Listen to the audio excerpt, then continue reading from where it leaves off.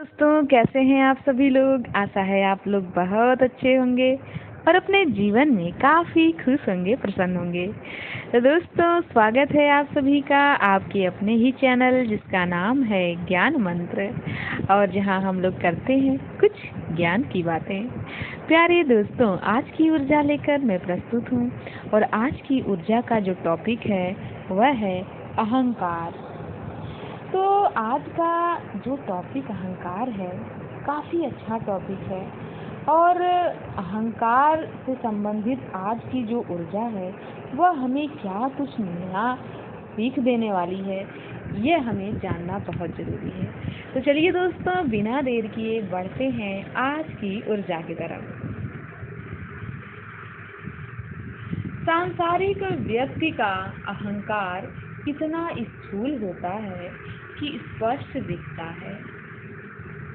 ज्ञान का अभिमान, धन का मद, पद का अहंकार, रूप का घमंड सिर चढ़कर बोलता है। संसार में संभवतः कोई भी व्यक्ति ऐसा नहीं मिले जो किसी न किसी प्रकार के अहंकार से ग्रस्त न हो। यह ऐसा व्यसन है जो वाणी, कर्म और व्यवहार सब पर दुष्प्रभाव डालता है। अर्जित उपलब्धियां व्यक्ति को प्रारंभ में विश्वास से भर देती हैं, लेकिन समय के साथ उनके अहंकार में रूपांतरित होने की आशंका विद्यमान रहती है। जहाँ धन, पद, ज्ञान और रूप आदि का स्पष्ट अहंकार नहीं है, वहाँ भी धूमिल से कुछ अस्पष्ट अहंकार होते हैं। सात्विक व्यक्ति भी अहंकार की शिकार होते हैं। यह अहंकार इतना सूक्ष्म होता है कि आँखों से स्पष्ट दिखता नहीं। यह सत्य है कि वे अहंकार की बड़ी तरंगों से मुक्ति पा चुके होते हैं।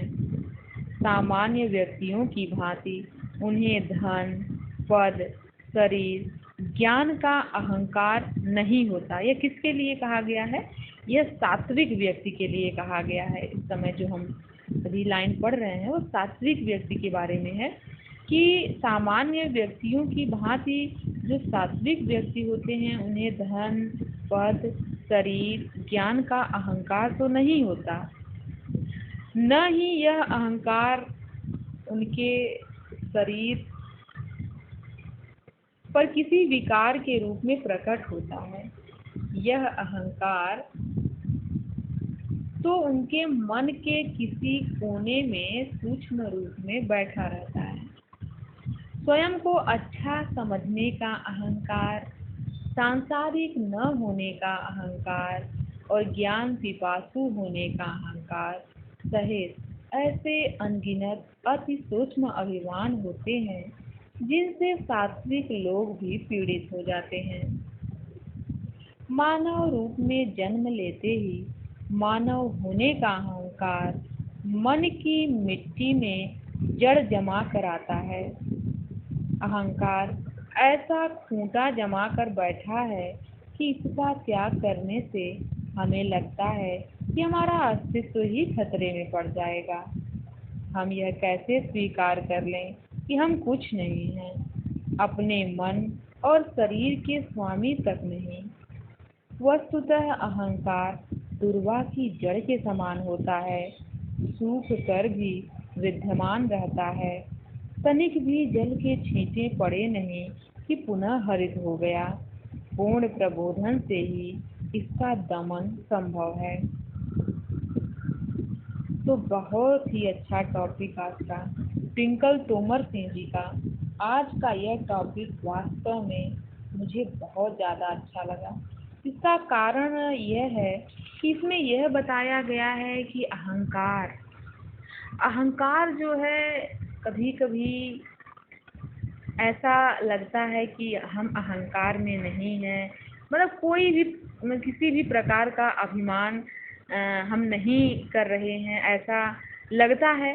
पर कहीं न कहीं अप्रत्यक्ष रूप से कहीं न कहीं कुछ अंश शायद बना रहता है, ये बड़े विचार की बात है कि यदि हम अपने अंदर थोड़ा झांक कर देखें, थोड़ा रुक कर अपने आप को देखने का प्रयास करें कि कहीं हमारे अंदर अभिमान का तनिक भी प्रभाव है क्या। बिल्कुल इस पर चिंतन मनन करना चाहिए, और यदि लगे कि हाँ यहाँ पर कुछ गड़बड़ है तो बिल्कुल उसे दूर करने का प्रयास करना चाहिए। यह मैं सबके लिए कह रही हूँ, स्वयं अपने लिए भी, कि कहीं अहंकार का लेस मात्र भी अगर नजर आए तो हमें उस पर ध्यान देना चाहिए, उस पर कार्य करना चाहिए। क्योंकि आज का जो संपादकीय जो ऊर्जा का यह टॉपिक था, बिल्कुल बहुत ही विचार करने योग्य है कि सात्विक व्यक्ति जो है उसको धन पद ज्ञान आदि का भले अहंकार न हो, लेकिन उनको भी अहंकार हो जाता है। और वह अहंकार क्या होता है? उन्हें अहंकार होता है स्वयं को अच्छा समझने का अहंकार, सांसारिक न होने का अहंकार और ज्ञान पिपासु होने का अहंकार। ऐसे अनगिनत अति सूक्ष्म अभिमान उनमें भी आ जाते हैं। यदि सात्विक लोग में ऐसे अहंकार आ जाते हैं तो अन्य व्यक्तियों में तो बहुत ही सामान्य बात है। तो इसीलिए बिल्कुल चिंतन मनन करना चाहिए कि कहीं सूक्ष्म रूप से, अप्रत्यक्ष रूप से कोई ऐसा लक्षण जो अहंकार से जुड़ा हो, उस पर ध्यान देना चाहिए, उसे दूर करने का प्रयास करना चाहिए।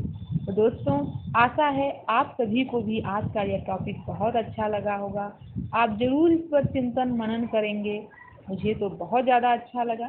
चलिए दोस्तों, आज की ऊर्जा को हम यहीं समाप्त करते हैं। मिलते हैं नई ऊर्जा में नए वीडियो के साथ।